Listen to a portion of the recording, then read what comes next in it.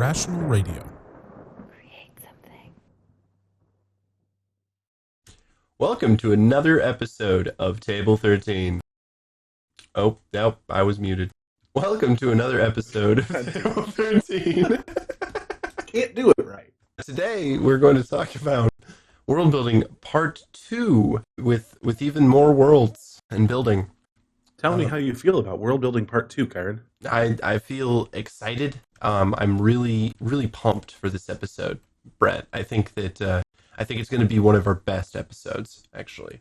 So today we're going to start with how to design factions or like different groups within a world that either are for each other, against each other, are working together, are antagonistic towards the NPCs or the player characters, and how to make them diverse and not all seem the same or all seem just like cookie cutter or just really cliche. I think that there's a couple of strategies. Among the three of us, we've developed a lot of different factions over the campaigns that we've done. And while some of them have been incredibly cliche, others have been, rather unique. So, Shady, since you haven't been here for a few weeks, Put me on blast. yeah, we're gonna put you in the hot seat here. All right, so how do you approach this kind of problem? Like, if you want to build a faction and you want to make it, let's say antagonistic towards the player characters, how do you go about doing this? Well, I guess how I would do it is you have, a handful of different types of factions. You've got like cults and gangs and paladinal orders and whatever have you.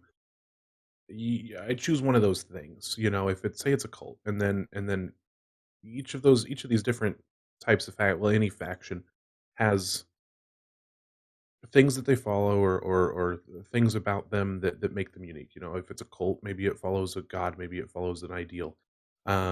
If it's a paladinal order, it follows a certain ideal or polices something in particular. And I try to it's like taking four different hats and putting different ideas in each one, and then picking one from each and putting them together. Maybe it's a cult, and then I decide that it's run like a democracy, and how it's run is a thing. What they believe in is a thing, and maybe something special about their leader or about their belief structure that makes them a little bit different. Okay. And I tried to assemble these little different pieces and kind of compile it into a group. Right. It doesn't always work out, and a lot of times it's okay, well, that sounds stupid, so I'll go with something different. But I try to just assemble them modularly, I guess. Okay. So piece by piece, you come up with like well, you did say like overarching theme, right? Like you got to start from some point of contact. I imagine that you don't just take all these pieces and put them in together without some kind of goal in mind, right? Right. No, I mean, it's typically like a lot of it's fluff. A lot of Right. it is just kind of like stuff to make them seem different. Because you can have 1,000 different thieves guilds that all operate exactly the same way, and it's boring. But you could have a thieves guild that maybe deified a dead leader of theirs, or a thieves guild that operates as a society within itself. These different little bits. You could have those two things exist in the same town, and they could be wildly different. Well, at that point, why call them both thieves guilds? Is it just because they steal stuff? Well, I guess. Yeah. I mean, more or less, they fit that thing. Yeah, the If niche they're just in looking for society. a thieves guild, looking for a fence. Right. They're looking for the Right. things that you'd find in a thieves guild. Underworld kind of deals. It's that purpose Right, they but serve. trying to in make it the- less, in trying to the make it less of narrative. that like tropey Right. Skyrim thieves guild. I dig that. Yeah. Definitely.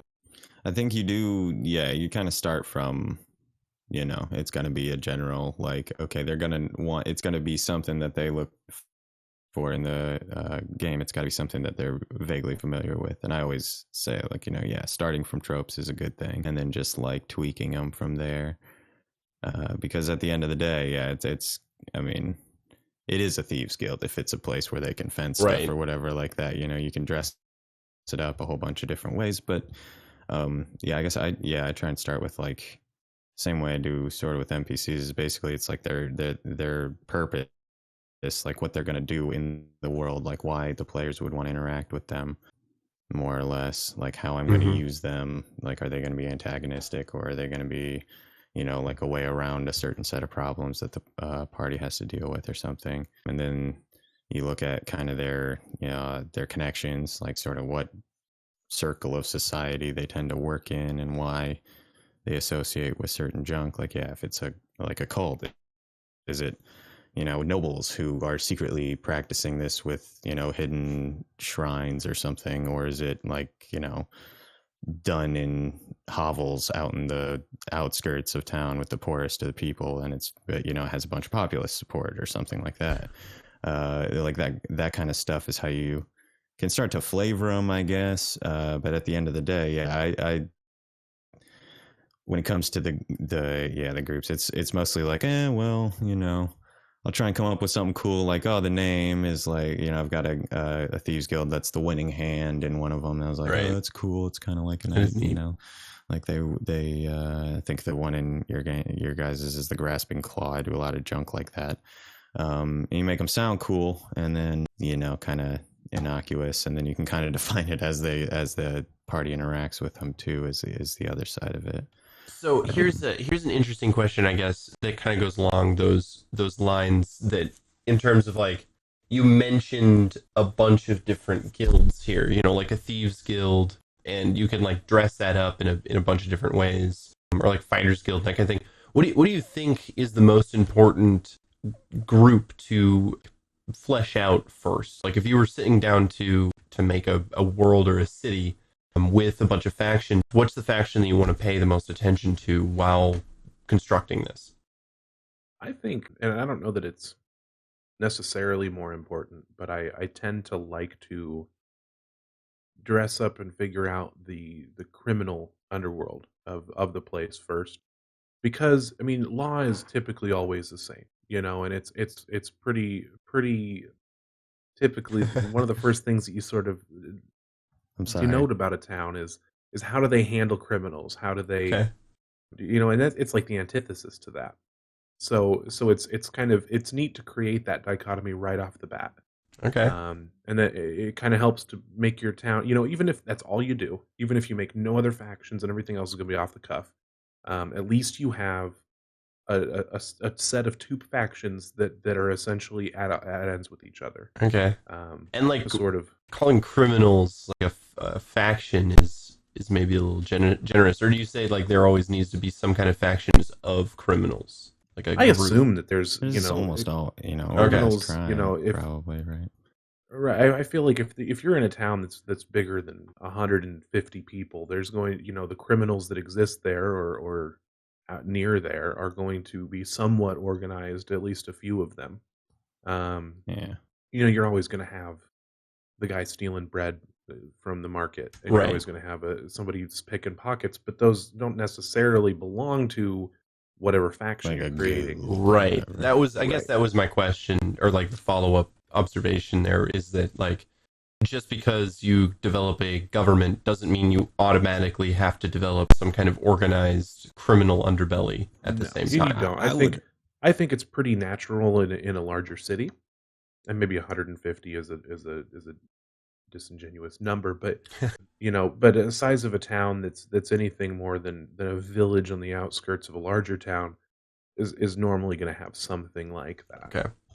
So I was laughing when you were describing this, because I would say like basically the opposite. Like I would focus, or I try to focus on the like genuine official governing power, because for almost the exact opposite reason, because the criminal element to me is going to be basically the same old no matter what, and they're going to work against, and so it's I think the point that we're on though is that's that big dichotomy is sort of like what's the what's the main operating, organizing force or faction, the legitimate guys, and then who's kind of the bad guys or the people who are regularly breaking the law kind of thing. I think that is a big part of how you dress up a society. That's like an interesting point, though. Is make me giggle because it's almost a mirror of how I would have described how I'd start on that, and I don't think either of them are wrong, obviously, but like it just made me laugh. That's funny. That's interesting.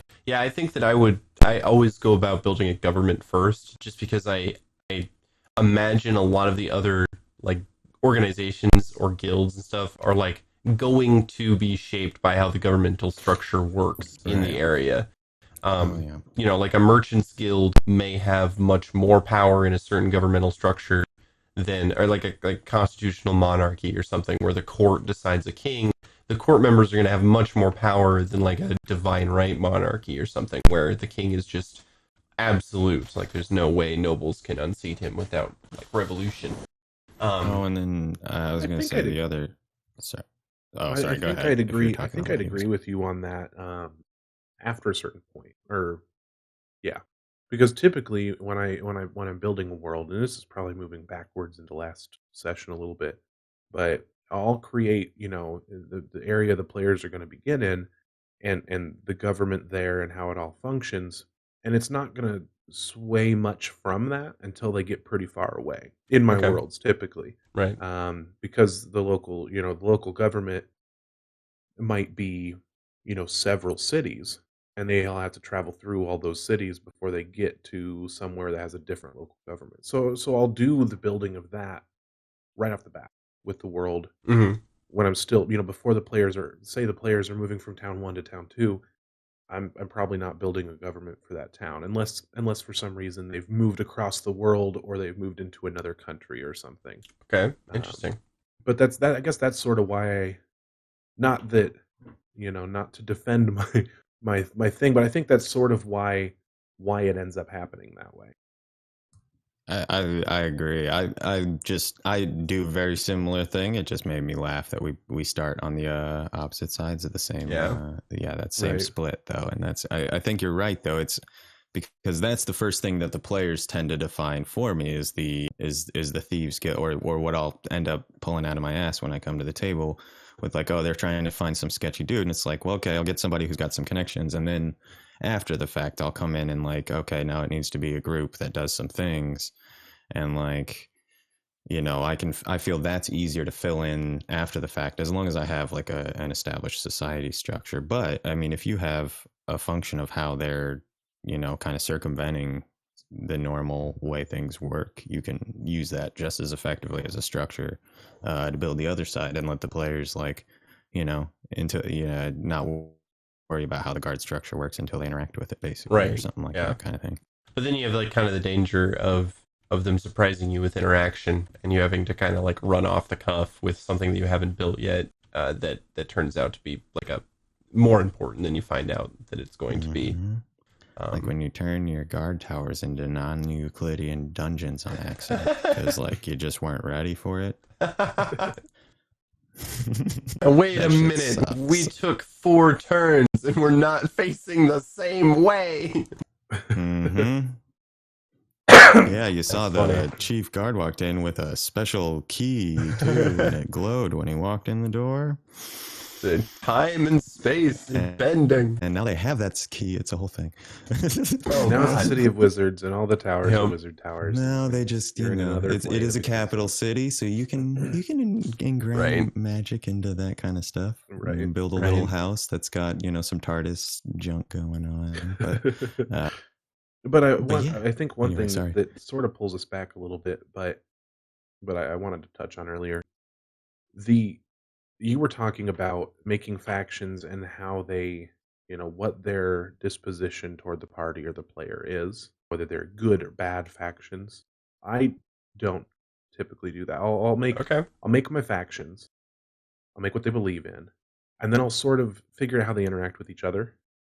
And it's always, I always try to create kind of a complicated mess out of it. These people work with these people, but only for these things, and these people trade in this way. And these people don't know about how these two are interacting, and sort of make like a little a web. Civilization 5 like Yeah. Mm-hmm.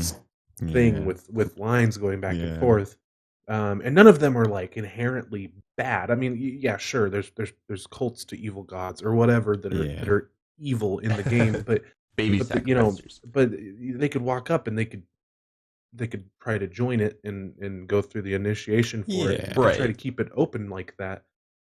They may be openly hostile toward the party simply because of things the party has done. Right. That's really. I What didn't do mean. you guys do? What do you guys do with that?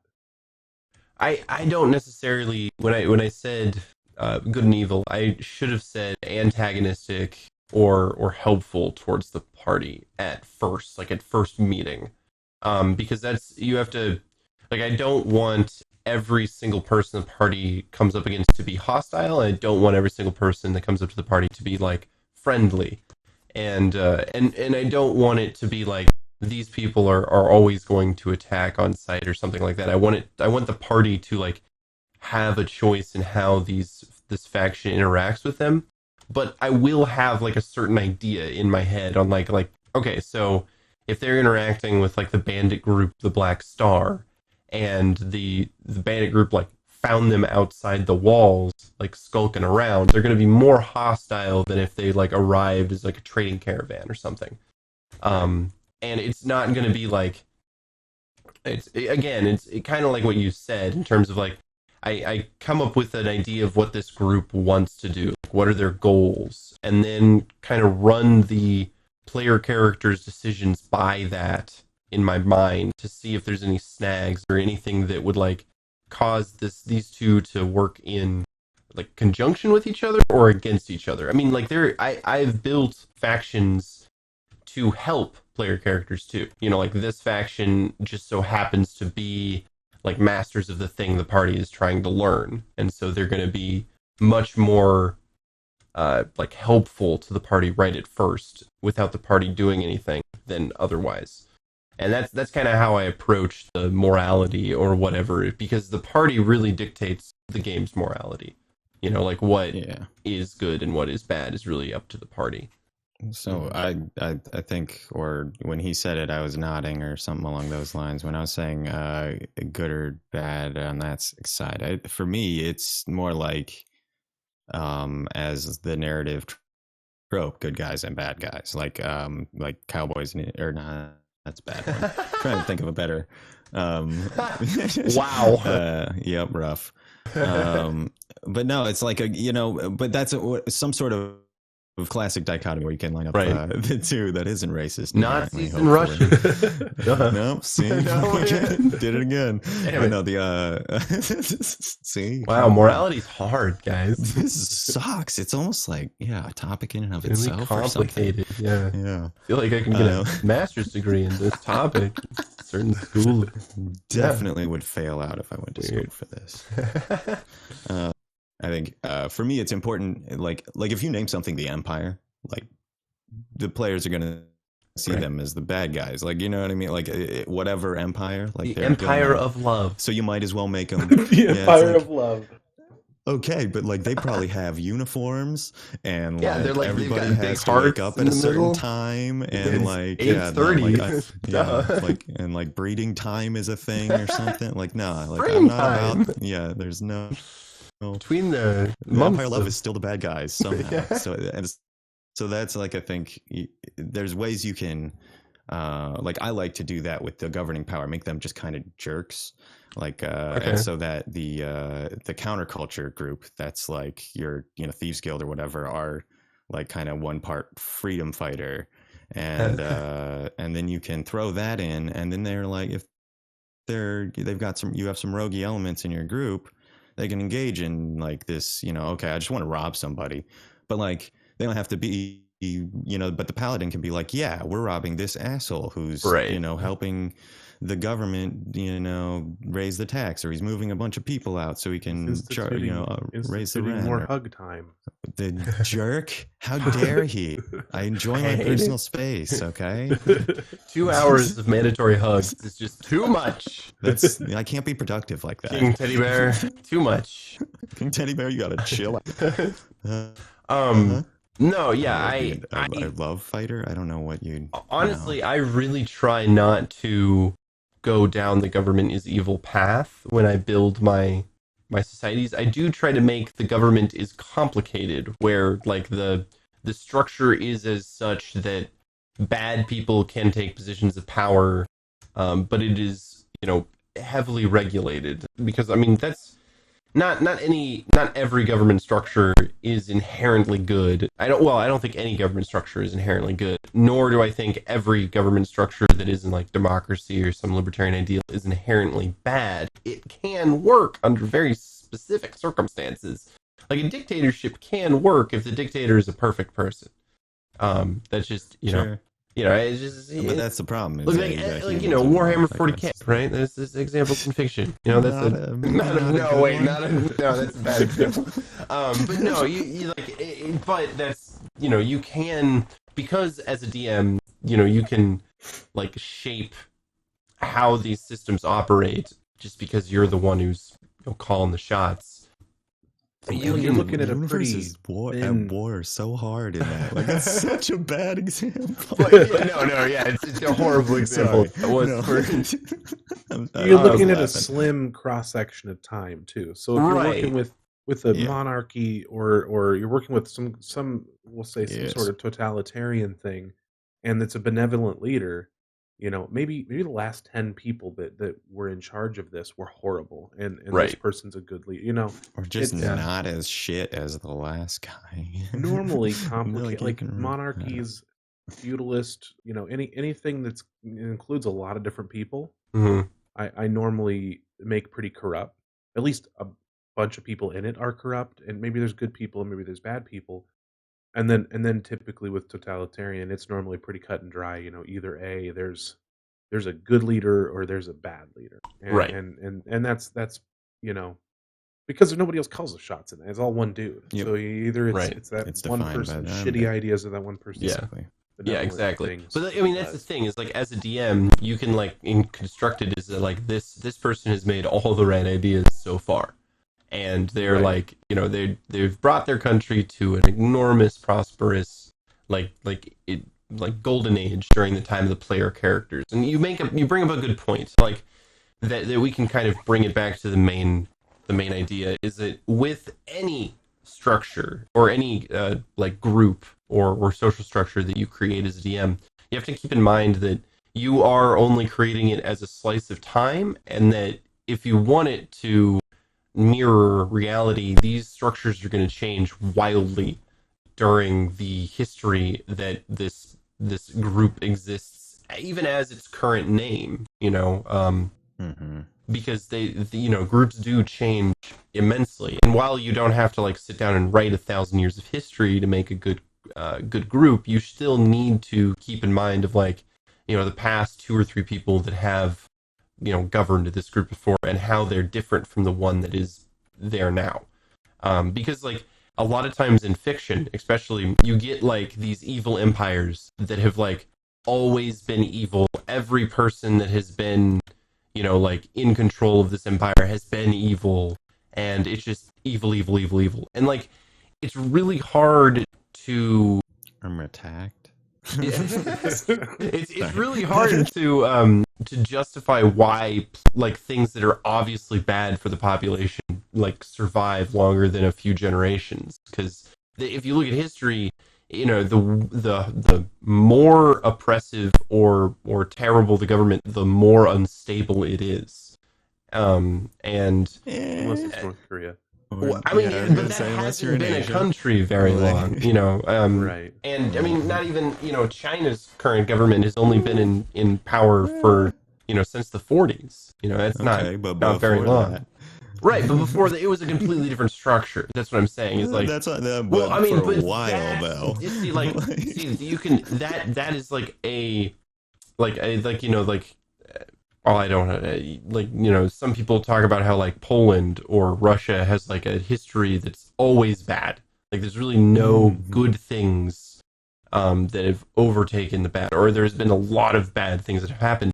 But it's not. But those bad things have like toppled governments and like completely rechanged how these countries work. And it's not Sure. like one system has been in yeah. place for 100, No. 400 years and hasn't changed, and the player characters are the first people to rise up and like overthrow it.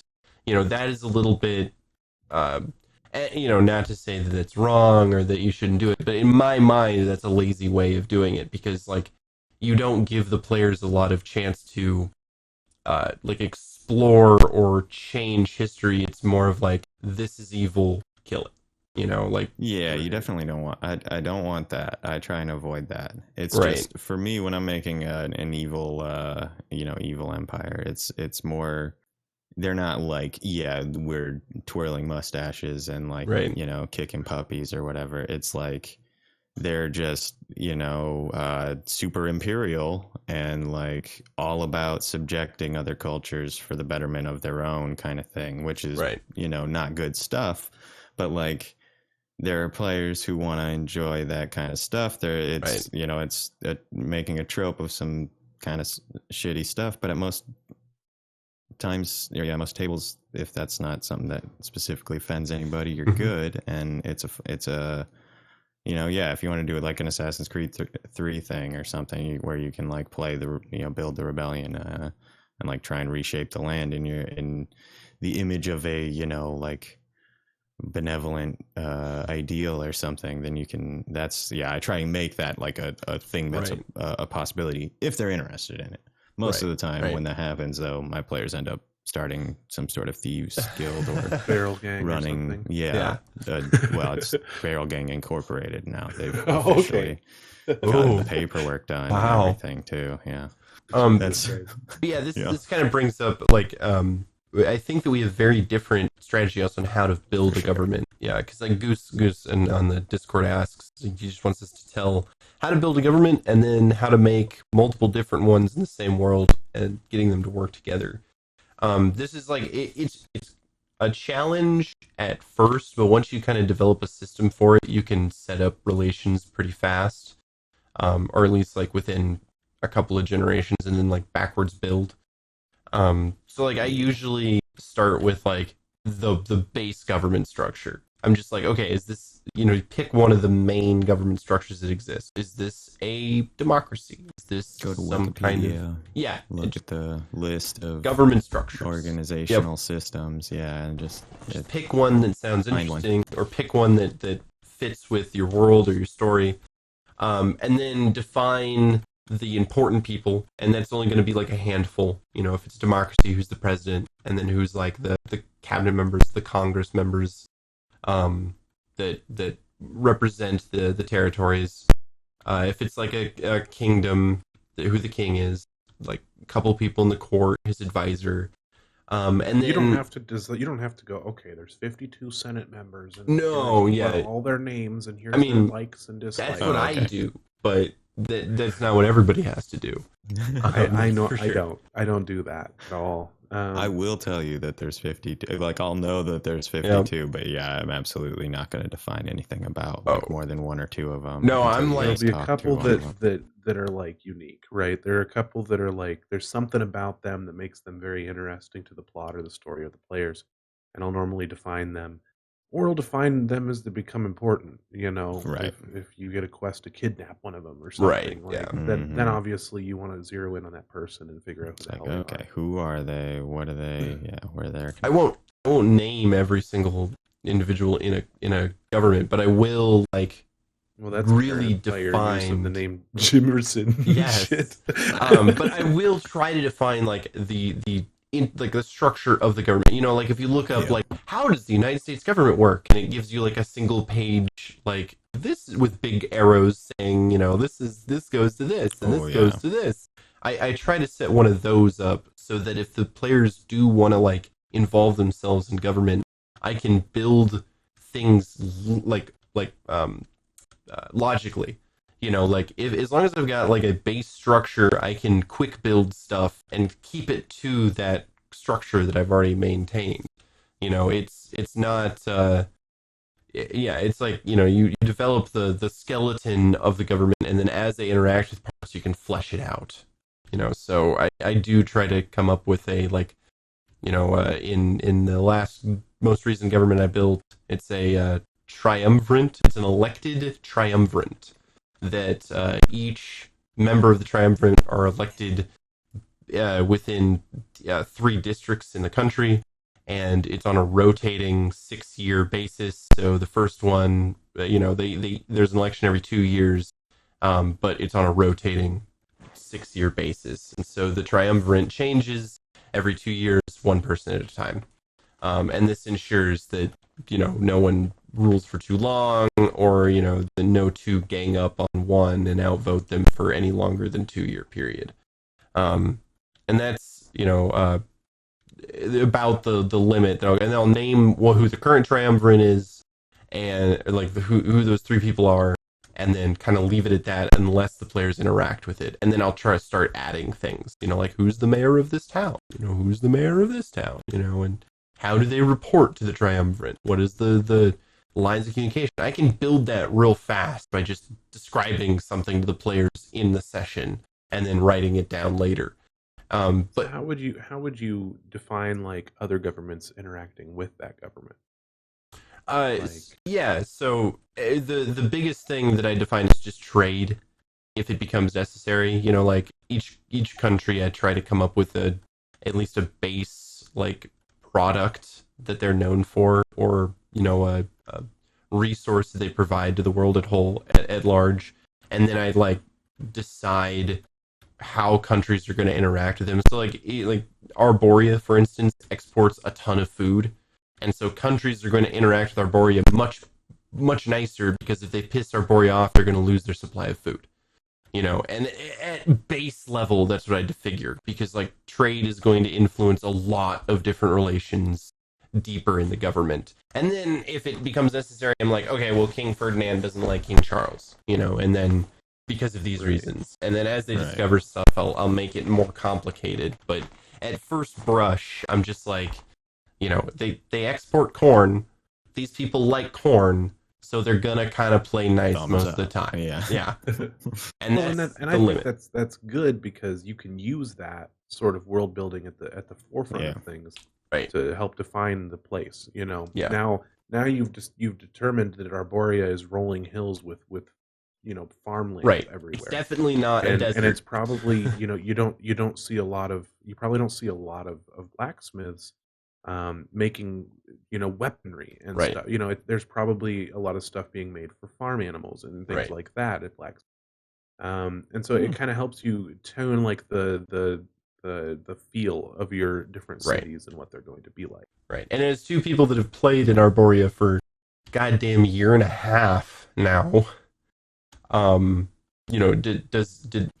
it feel like a pastoral place that just makes food and not much else? Right now, my view of the world of Arborea is tainted by Eagle Hill.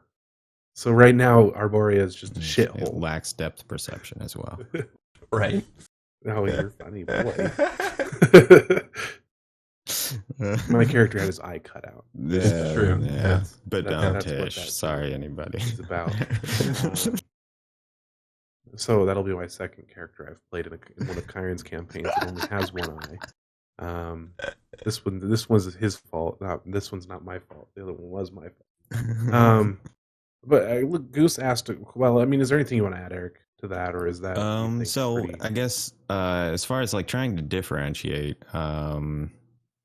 if you're worried about trying to make different like factions, trying to like have multiples that are unique or different, then I guess the biggest thing that's going to be different is about like the leaders, who's in charge, and then like what their interactions with each other. That's the big thing. Until they're there and they're actually in that other land, you kind of, a lot of the stuff can be like Kyron's talking about. It can be broad strokes, painting with a wide brush kind of stuff, because you're not dealing with like individuals. Like you're really just dealing with the idea of this other country, so it can stay fairly generic. Yeah. but you want to say, but you want to have an opinion. Like if the people are in the area, they either like or dislike this certain neighbor because of this reason, or Right. because of this trade relationship that they have, or the border raiding that keeps happening on that side of the country, or whatever, positive or negative, that there's some opinion that they don't feel like, oh well, I've never been there, I don't know, whatever, Right. like that makes the players feel, then they're in a position where they don't maybe know like where they are, what you know what I mean. Yeah, if the players don't see evidence, then it's going to be hard for them to establish an opinion too, without just a big lore dump kind of thing. Right. But yeah, I'd say that's a good. Other than that, though, I think that was about the big point I wanted to add, I guess. I'm really bad at making governments. I normally just do kind of the same shit over and over because I'm not. I don't know. I don't grasp the whole government thing very well. And I wasn't very good in government class. So I'll look stuff up on Wikipedia and like try to make a half-assed government base, but then it ends up just kind of being, and it's not very often that I have characters that are traveling the world, and so I can really over time sort of hone in on what the government's like, just kind of through experience of the players, and sort of tune it as I go. But it's pretty rare that the government or that the players are facing the government or working with the government in my games, because I don't know, I just don't like I don't like to run those games very much. That's interesting. I love putting my players Oh, in yeah. DMV. Like, like I've done it in so many campaigns. Like it's not the DMV, but it's a the lawyer's DMV. office. Yeah. Like it's an office somewhere where they need to talk to a clerk about some sort of form that they need to file. Whatever WE56D. Man, when you dropped that 24-page tax document, is just it's just like what? I get That was amazing. out of that level of minutia, but that's like that was for me more than you. Yeah, it was so much more for you. So in this game, so the kind of world building I like to do, and I actually got a very good handle on the town of Ayat because of this, but I copied a whole bunch of Arkansas state tax code. Yep. And then translated it into fantasy language and built up a tax code because there was a tax dispute that I was using to pin members of one of the party's family basically in town, but they're kind of like a migrating entertainment troupe deal, and they couldn't leave until they paid their back tax, which was several hundred gold. And they dropped this fucking 24-page tax document on them. I even built the cover of it to have like the nice, terrible, generic government like logo icon or whatever. It was wonderful. Good. I was so proud of that. It's in black and white. So you're a bard, a master of performance, a suave, debonair gentleman with quick fingers and a silver tongue. But did you know that 8 out of every 10 bards have come in contact with a fantasy STD during their adventures without even knowing it? Have you recently experienced any of the following unexplained symptoms? Unending urination, warts with consciousness, sprouted tentacles, genital wings, crawling rash, anal portals, molten discharge? If so, you need Dr. Ungwin's Bard Rub, the only ointment on the market specifically designed for the most polyamorous of bards and adventurers. Most users see a 50% decrease in symptoms in just 2 applications, so don't wait for those tentacles to grow to maturity. Contact your nearest apothecary or witch doctor and tell them you need Dr. Ungwin's Bard Rub. Bard Rub has not been reviewed by the Safe Ointment Board. Side effects of Bard Rub include genital petrification, chemical burns, incontinence, and in some rare cases, death. Bard Rub is not to be used in conjunction with any other product from Dr. Ungwin, including Ungwin's bath salts and Ranger eye cream. Like, oh man. So, anyway, yes. Goose asks of you two, because he's heard me describe it too many times. Sure. How much do you guys pre-plan your world before you start looking for a group to play in? Recently, I mean, in games that I'm currently running, I have built the worlds after the group got together. I would not recommend that. I've had to slap together my past two, the past two settings that I built in like a week or so, and it's not super fun. I think I got 2 weeks for the chittering game, but Yep. but yeah, my Sunday game, I'm pretty sure that was like I put up an ad and it filled up in like 30 seconds. That was like the first thing I did, or the first game I tried to open on the server, and it's like, oh shit, I need like a world and stuff. Ooh. and yeah, so I would say give yourself like 2 weeks. That would to try and set up like broad strokes. You don't need you don't need everything set out. You don't need to know the names of all the kings of everything, but you want to have. I think I said a little bit about this, but I start with an area about the size of like the UK or England, and kind of get that as a general thing marked down so that I like can start the players somewhere and they feel like they have some range that they can cover. But I really only focus on building any specific NPCs in that one city that they're going to start in. And if there's any greater plot arc stuff, it's sort of vague, like, oh, well, there was a recent death in the royal family, and there's some suspicion surrounding who, what happened with that. It's kind of like some nefarious circumstances stuff. People are on edge. And maybe in my thing I've got, the regent is involved in some sort of murder plot to put the young boy king on the throne kind of thing, but that may or may not come into play, and it's just sort of some background things that I can use as an excuse to throw more guards at the players or something down the line. Basically, it's like, okay, there's tension. It's like, and that's the lead into that. But and then it's a piece that you can give the players that's a part of the world that they can say, okay, I can grab onto that. That's like a tension in the setting, and potentially they can try and care about that somehow or another. But if you've got several common themes in some players, I like to try and use. It's like, oh, okay, well, they like this kind of stuff. Let me see if I can make a group that's interested in advancing similar aims, and then make that a point of contention in the plot after you have the party. But sort of get a general idea, but give yourself some slush so that you can move things around and define things as you get your party together. Because slush is important. You don't want too much set in stone before they get there. What do you think, Brad? Well, I'm lazy. I rest my case. No, I done. I don't normally do any world building before. I mean, very, very, very, very light world building before session 0. Unless it's something where I'm sitting, the last game that I started was a game called well, I'm not even going to get the name. Just became a meme, but it's basically like a space cowboy, Cowboy Bebop kind of space game, and we sat down ahead of time for a few months and played Microscope and built the world together, which was really cool because then I didn't really have to do anything. That's pretty cool, though.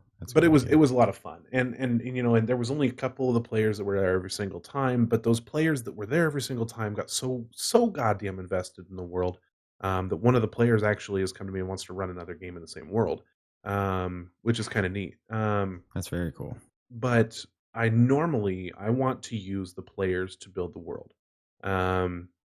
Either whether that's doing something like Microscope or using their ideas of what they want out of a game to sort of shape where I'm going to build and how I'm going to build it. Mm-hmm. So like the Thunderwood game coming up, which is set in Paralandia. There's a few members of our community that are playing in that, and I haven't done much of anything. I've basically made a map of the area. I've made a couple of very large scale things that exist or have happened, but that's about it. And I try to like, I've come up with a few things in like DMs with specific players about sort of how different places function or how different people are, but most of it was off the cuff or just kind of ideas that I came up with on the fly, and then I sort of took those notes and threw them in a document somewhere. And I'll be able to use those once I've spoken with everybody. We've done our session 0, figured out what our expectations are, what kind of characters they want to play, and work together to sort of build what their background is like, and then I can go from there. And so I normally use the 2 weeks between session 0 and session 1 to do most of that, like zooming in, starting town building stuff. Right. Okay. All right. I always The feel microscope panicky is when so I much have to do better. that. Oh my god, dude. I feel like I'm gonna do that Because it's forever now. fun. Because it's like it's world building, but and then everybody gets involved in it. It's not just me Yes, building a world. right. Everybody's building a world. Exactly. That's cool. That's a So- good idea. That's a good segue, I suppose. How much do you guys involve role players in world building? Like the role players that are taking part in your world, how much do you involve them in like shaping the world? Because there's some extremes, I try to do as much as possible because I'd say the same.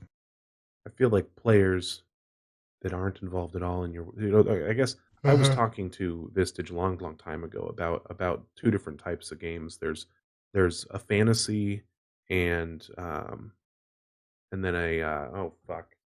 a fiction.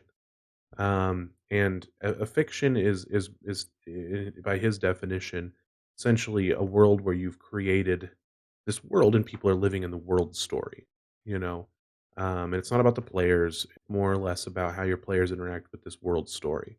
And then there's the fantasy, which is where you've created these players and the world sort of suits them. And I Mhm. prefer the latter. I prefer the fantasy where the players are sort of the central point. I mean, maybe not like literally the central point of the story, but are the story is sort of made to where the players are more interested in interacting with it. Mhm. If you involve your players in that world building, they have stake in the world automatically. You don't have to try Right. and immerse them through some kind of artificial way to get them to care or ask them to care about something they otherwise wouldn't. Right. They immediately have stake because they made that villain, they made that city, they did that thing that whatever. But And that's so I think it. Go ahead. I just like suppose like, but you don't like have them make the BBEG and then like tell them like let them figure out like design his weakness and then ring around the rosy themselves. That's I guess like when I said extremes, I meant like just having the role players write it for you and then you just run whatever they write, or Oh, okay. not involve them whatsoever at all, because I think that like a little bit of involvement with them is necessary for them to have any kind of stake in it, but there is like a line that you have to draw in terms of like knowledge that they shouldn't have if you want them to be surprised, or like you can't involve them in everything because then there's no mystery. Right, like right. yeah. Which is kind of the problem I ran into with the Mel Gibson space game featuring the Bee Gees. It's a great name for a campaign. I had to at some point draw a line and be like, all right, this is where I'm going to start world building. Right. Because I don't want you guys to know the big boy things, Right. the stuff that's happening behind the scenes. I want there to be that mystery for you guys still. Because at some point, your player immersion going up because they built the world turns around and goes down because there's nothing to learn from. Right. Yeah. You still want to be an authority on the setting, which is a lot of why I homebrew settings in the first place, is so that I know better than anybody else at the table what is going on, and I can say definitively, no, actually it works like this. When they're like, oh no, like does this? It's like, if that's cool, then I can make that work. But I was like, scared if to not, death of then doing anything in like Forgotten Realms or Oh, or any like I'm just not- established setting, as and that's whether it's Tamriel or that or Star Wars or anything. I am not I don't know more about any setting than somebody else. Right. Somebody else There's knows somebody more out than I there, do yeah. about everything except for the thing that literally only exists in here. that I Right. just made up. Right. That's how I think of it too. Which is, yeah, you don't, which, yeah, there's a certain extent of that you, like you're saying, though, there is a trade-off, obviously. You can't, if it's, yeah, if it's totally inaccessible, if the players have no involvement whatsoever, then there's no investment, and there's no, like, emotional concern for what happens, really, Though- if the players don't feel like they, they're tied to it, I guess. Then they're kind of that strangers in their homeland thing a little bit. So I have like a, I guess a pushback a little bit from the idea that,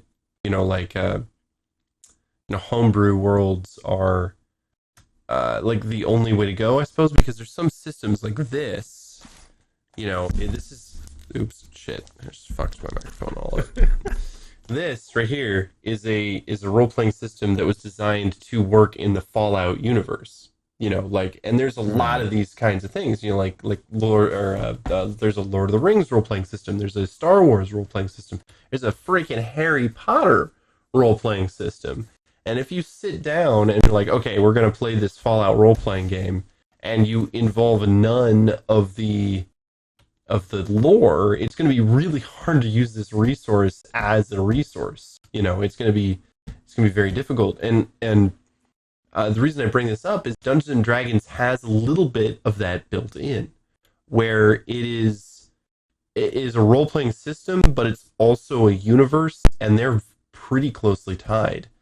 There are some things that exist like in a lore way that the D&D just assumes that's how it's going to work in whatever universe that you're like running this system in. You know what I mean? Yeah, and an like example of that would be like chromatic dragons and metallic dragons. Right. Okay. And that chromatic dragons are evil. Right. Or metallic dragons are good. In no other setting that I know of, and maybe I'm wrong, and maybe I just, I'm not, maybe it's deeply seated in lore somewhere. But that seems like a D&D specific scenario. Right. I think so.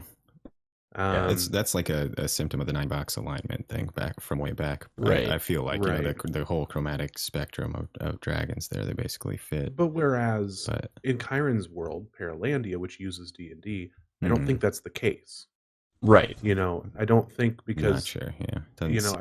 it seemed like when Chiron started running that, he had no idea that was the case.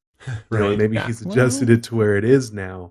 I was gonna say, you alluded to them having some sort of defining, like, hardwired behavior with Ixmir, at least early on in his whole spiel. And He maybe, said that, and maybe that's the we are case, the way but we I are know- because of the rules of where we come from, or something. Right, Like that, I yeah. think was the sentence, but and that was why they were just different, I think, or something like that. But yeah, and so that was the thing to me that made me think, okay, so yeah, they do follow those rules, but I don't.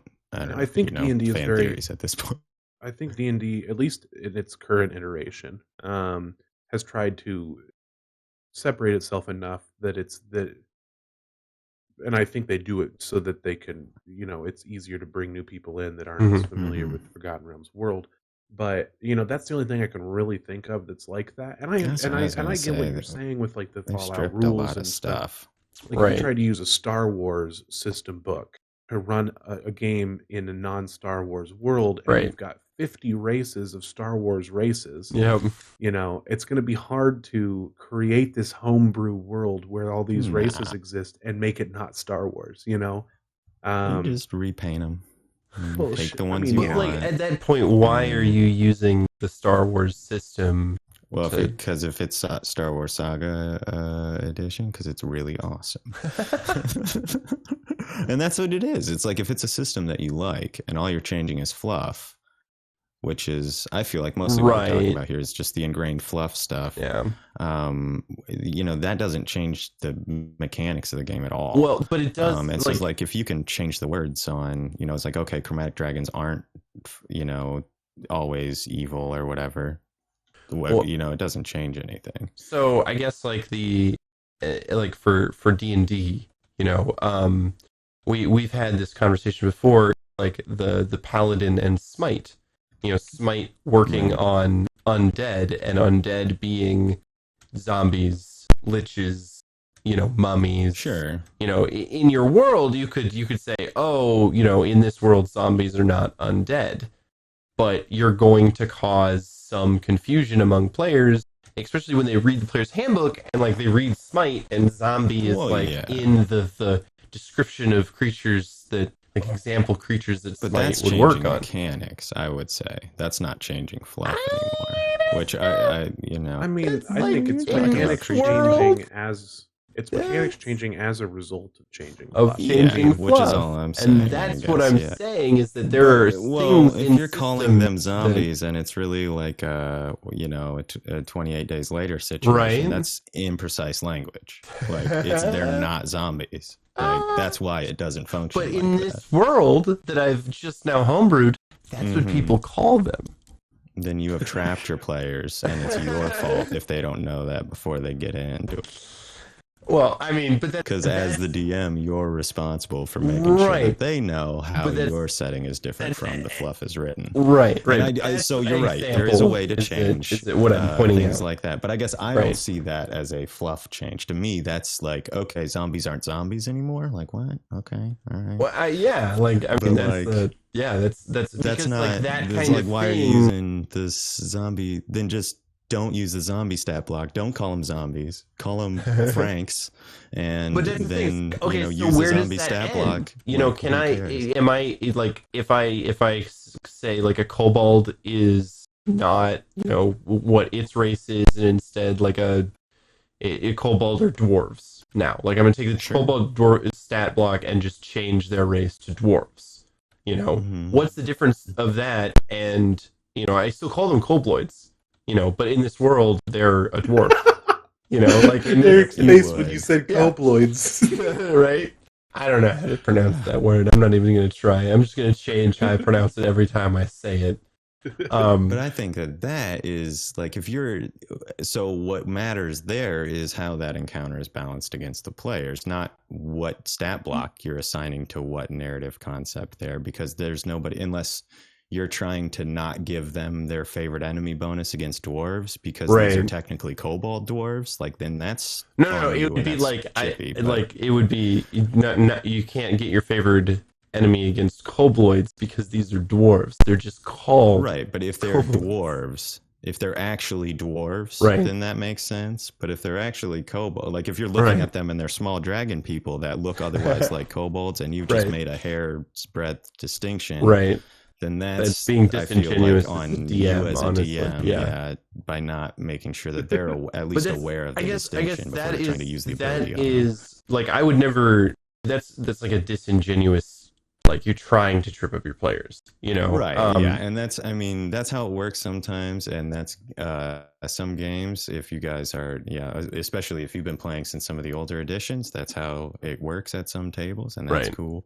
But I try to avoid the whole like it's me versus the players stuff, because it just leads to like tension at the table whenever win or lose, I guess. That's really what I'm like the point that I'm trying to make is that you can homebrew and change things up to a certain, like all the fluff. If you change too much of it, it becomes harder to translate the mechanics that have been set down, especially in some systems. D&D is one where the fluff and the mechanics are reasonably close together. Just because of things like, Smite working only on creatures identified as undead. And so it would just be like, God, I wish there was another example that I could come up with in D&D Fake. that just isn't the existence of fake creatures. Maybe Right. you don't want to include the Creature Feywild. types in general, I think, is like a solid. Right. I mean, there's a yeah. lot of The spells and cosmology stuff of that D&D work, is pretty like, inherently tied protection to. from good and evil. Works on basically outsiders. Yeah, it's creature types, but And if you have a world where you've homebrewed all these creatures and they're all aberrations, or there's something that isn't underneath that right. umbrella, then you've basically made a spell useless. yeah. Right. You just got to be careful about that kind of stuff. I guess, yeah, because that's what it yes, comes down D&D is created to be able to homebrew stuff, but you do have to keep in mind the base mechanics Yeah. do align with the existence of this set Right. group of things. Another example of this, I guess, would be like turning this on its head. Like, I want to make a zombie campaign where, like, a zombie survival campaign where every enemy you're going to face is going to be an undead. And if every player doesn't choose a paladin or a priest, they're dumb. You know, like, why wouldn't you, you know, like, it's... If you're playing an undead campaign, I think that's like a reasonable... Right, but like that's everybody's gonna be a cleric or a paladin, right? Like, well, but like, what if like? But that's the thing is like there are other systems that wouldn't necessitate that because they don't get bonus. Like no systems bake in bonuses against undead. I mean, you know, like could that's fair, yeah, and you could like just effectively strip that out if everybody's got to be on an even keel, right? And that's like equally fighting in D&D. You can homebrew a world that a class excels at. And all the other classes are not as good. That's why I'm a huge proponent of using the system that best fits your setting. Yeah. You know, D&D, you know, and a lot of people, because D&D is popular, and because of Matt Mercer and Matt Colville and all these different DMs that are pretty specifically 5e or whatever, they very much created this popularity behind 5e, and people are just now starting to spread out, and they're spreading out in the way of the more storytelling, Fate. And you know, Power by the Apocalypse, so those kind of things. But things like Savage Worlds exists, and Hero System, and these other, you know, Exalted exist that all serve very specific purposes. I was looking at running a Wild West game, and I was looking at a couple of different games for it, and Savage Worlds would be really good for that. And so I've been kind of watching some videos on how to play it. And Fate, I've been watching some videos on Fate because Fate's very keeps close to that storytelling kind of game that I want to play without bogging it down with a deck of cards and shit. And I want to get into these different games because 5e is not the only thing out there. You know, it's very versatile and you can do a lot with it. But when you have to start homebrewing, like how damage works because you don't want your cowboy to soak 65 bullets before he runs out of HP. Then maybe you ought to look somewhere else. If the mechanics don't fit the world, then look at other mechanics. Yeah, that's kind of what I'm pointing out is that, you know, not every role-playing system lends itself to homebrewing settings or classes or races, you know, better than, you know, they're not all built the same.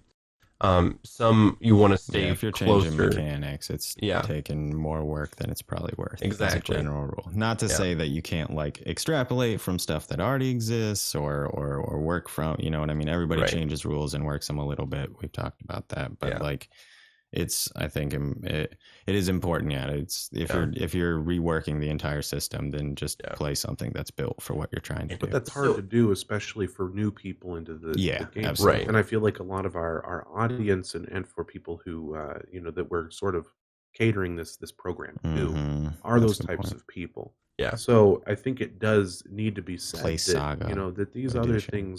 other things do exist and.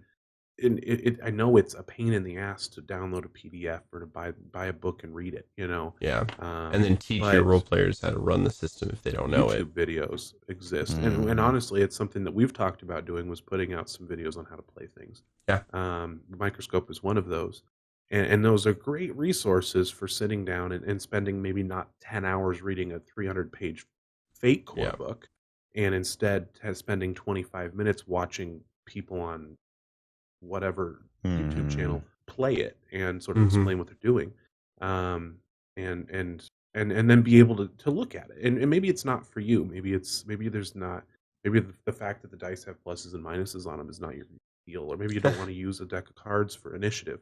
But you know that there's like 200 plus role-playing systems that are fairly popular and well established out there, and there's probably dozens for each genre, and you'll find something that'll work for you. Don't sit there and spend 40 hours before your campaign starts homebrewing weapons and armor and mechanics. Most likely someone has already done that for you by building a system that fits your setting better. Somebody played D&D and they were like, man, I spent so long reworking everything that I put it all in its own book, and now it's its own system. It doesn't even use D20s anymore. And you know, but it's I do think, yeah, that as long as you're aware of the mechanics and you're not actually changing mechanics, that you can rework whatever you want if you're Right. just pasting new names on top Well, of stuff. But you've got to be willing to swallow some, okay, this is a little weird kind of stuff here and there because it's not really the system that's built for what you're trying to do. Coming back to how pliable D&D is, I have another stick to throw in the cage here is, what was that? Another stick to throw in the cave? Yep. He's going to act like that's a colloquialism. Totally, I've heard that It's before. not. I didn't just come up with that. Bags, write that one down. But like, so what if you had a setting that you didn't want any undead in? Like, if you're like, there are no undead in this setting, is that, are you changing mechanics? I think it's you're mechanics fine that they're if not you let your using players anyway. know ahead of time. If somebody Yeah, rolls and that's up the big thing. Right. a zombie fighting cleric, then you My go, goal is to bud, exterminate undead. It's like, well, you've succeeded. Like, that's kind right. There's no undead. And then they have an opportunity before session 1, before session 0, to roll up something that makes sense in your world. Right. I my first game that I ran in 5e, I wanted to run low magic. I wanted to have no wizards, no bards, no sorcerers, no warlocks, and only include like a limited form of ranger. And I wanted magic to exist, but it would be very, very special. And I did a ton of reworking of mechanics and stuff, and the players fucking hated it. It just wasn't great. And I think that's, you could have run it in something different, because there was just so much mechanics changing that it wasn't 5e anymore. It was just a shitty version of Savage Worlds. I mean, basically, and so that's, that at some point you have changed enough mechanics. It's one thing to say this is a world with no undead. This is a world with no god. This is, it's another thing to say this is a world without elves and dwarves. There's only humans here. So now everybody has to choose human as your race. Right. Right. That's maybe you include some human variants then. Yeah. Replace the stuff you take out with new stuff, or go with a different system. Go with a different system, yeah. Because I guess it's really what I wanted to get to is that, yeah, like while you can change fluff in any system to make it work for you, there is a limit to, how much fluff you can change before you have to like start digging into how the mechanics work to make it fit with what world you want to bring about. And I think we've all run into that in 5e and in some respects. I still feel like I run 5e like hero systems sometimes. And it causes problems for me once in a while. Because I try to, come up with things that unbalance the system because it's much harder to balance than in other systems.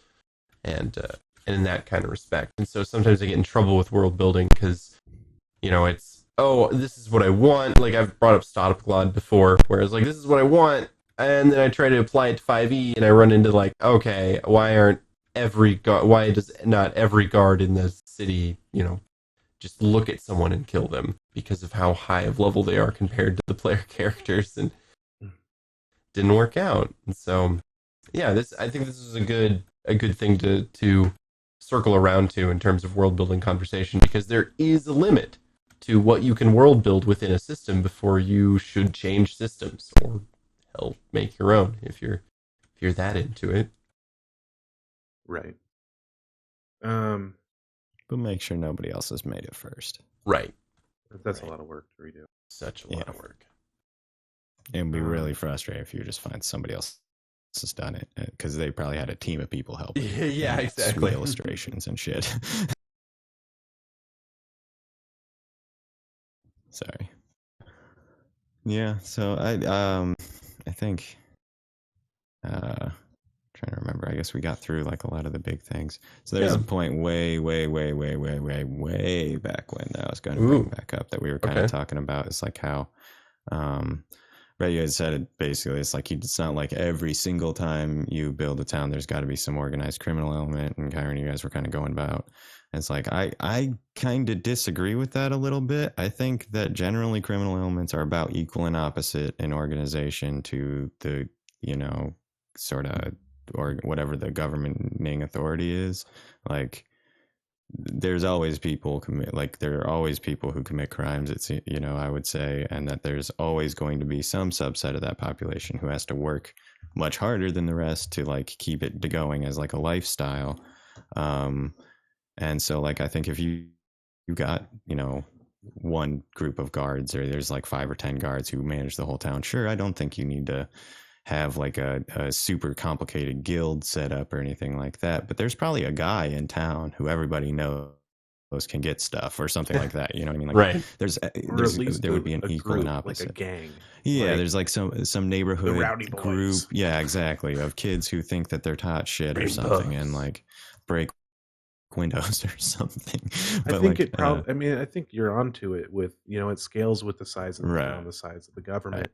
If you've got a small like frontier town, and it's got a smattering of buildings and no wall and no fort. It's just basically governed by maybe even like a satellite mayor or something. Um, they've probably got a gang of people that's close to or near the power, or at least how it can field as many men as maybe half the guard force or something. That might be a good ratio. And in the larger town, you may have a whole underground community of people, or in a little tiny town, there's maybe a guy that sells drugs to the kids. To the kids. That's right. right, just to the kids though. Only Just to the kids. There's I feel like in just about anywhere where there's organized government, there's somebody breaking that government's laws. I mean, yeah, like Eric brought up, there are criminals everywhere. Yeah. I guess I really don't like pay attention to how criminal underground or the criminal structure is organized unless the players ask for it in some way. It is not something that I build beforehand, hardly at all. I generally won't unless that's a big point of contention in the set. Like, if I've made a big evil empire, there's usually going to be one thieves guild that has, holdings in a lot of the major cities that, has like sort of, golden heart basically, and heart of gold is the way people say that. Golden heart. Whatever. And that's a good name for one though. It is. I'm writing that down. Yeah. But yeah. And so there's usually some, like, I like to have, and if it's a more normal like setting where you've got just like a general regular, sort of corrupt, sort of well-meaning government, then I do like to have an organized criminal element that spans across several towns as well. Just because it connects, I guess. It works really well for like your players walk into this town and they don't know anything about it. They know there's a government. They know there's guards because they can see them. The party is probably either going to be law abiding or not law abiding.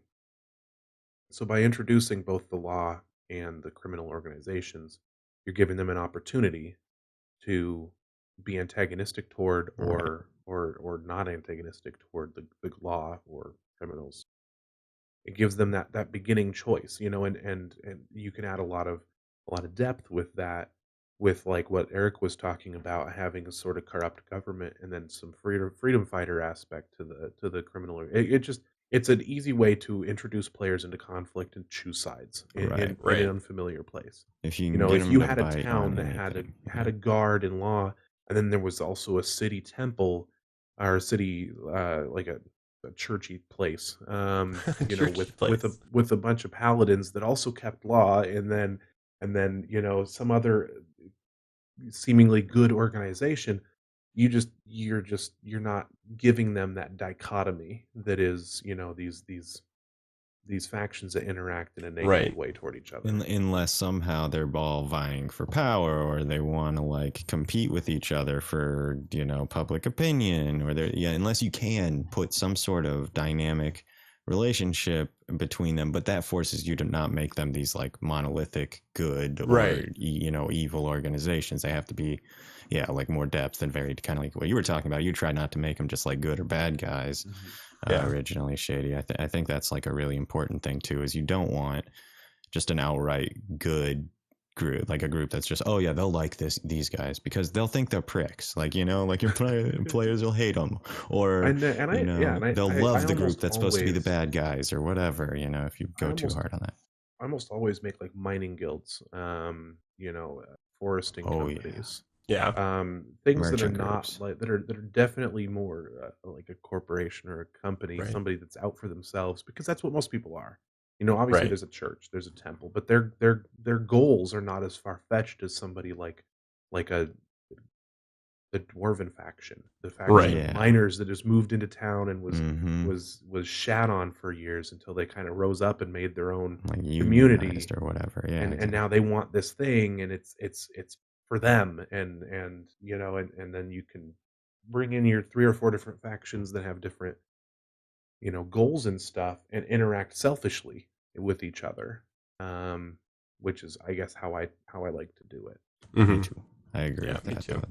That's the big underlying thing, is that the way to make, I guess, your factions and organizations unique is to make them selfish and self-interested, and then, you know, kind of as aggressive or, you know, passive as makes sense, I guess, and then how you define what they want and how they go after what they want, I guess, is basically what they are in the broad sense for most players, until they're actually directly interacting with some member of that organization, I suppose.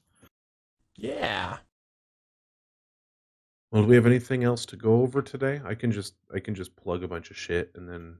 I think that's actually an excellent place to stop. I mean, Eric, you wrapped that up perfectly. You know, that was the beginning sentence. Go. Yeah, and then you just was like, and that's how to make it unique, right there. Here's our thesis statement. Yes. Mhm. Make the group selfish, make them self-interested, and make them interact with one another, and they'll become unique just through that process. They'll Damn. have to. Yeah. Yeah. Well, thanks everybody Give for them tuning an in eye. and listening to us talk over each other and explain why we do things the way we do. We don't talk over each other. Oh, okay. Thank you for tuning in, guys, and not listening to us not Thank over you. each other. There's an extra knot in there. Right. Maybe That's important. Maybe you're right. It's triple negative. We do this every Thursday. We've missed a couple of things because of sickness and stuff, and we apologize for that. In the future, we're gonna pop on in the time that we would normally be streaming if something were to happen like that, and kind of give you guys a lowdown. Because I understand if you follow us on Twitch, but you're not in our Discord, or don't follow, you know, me on Twitter, or you're not in our Facebook group, you won't see any updates. So we want to make sure that you guys don't show up to an empty screen. Yep. You're expecting to see us. So we apologize for kind of not being great about doing that in the past, but moving forward, that's the intent, and we'll try to put something out, even if the DM isn't feeling well or whatever. Mm-hmm. We are looking at trying to redo Gods of Aether from last week that got canceled due to sickness. I'm currently awaiting the status of his illness to see where he's at. His illness sounds like a title. His illness. His Oh my, how ill. Written by Mo- Brent Schooler. Yes.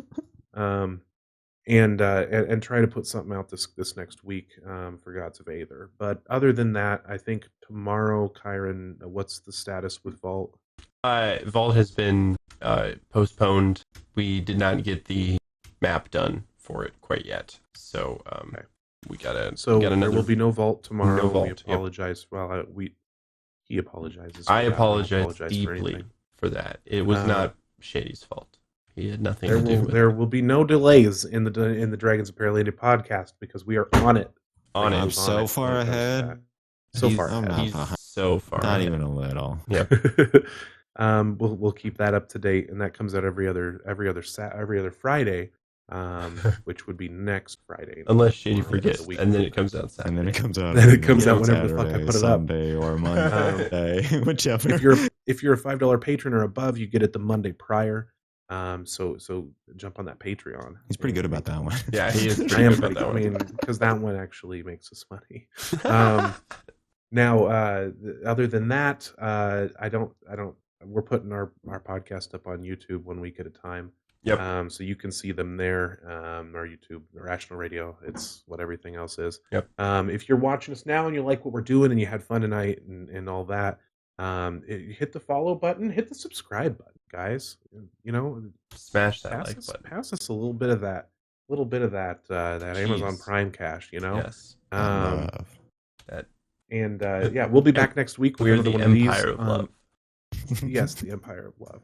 We'll be back next week with another one of these talking about story building, and then the following week we'll actually have an interviewer or an interviewee. Interviewee. We'll be Yeah. interviewers. We're bringing in a and professional. talking with her. Her name is IckyV26. She does streaming on Twitch. I think she does it every Saturday or every other Saturday, something like that.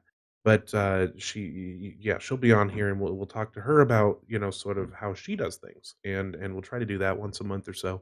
Yeah. Interviewees willing.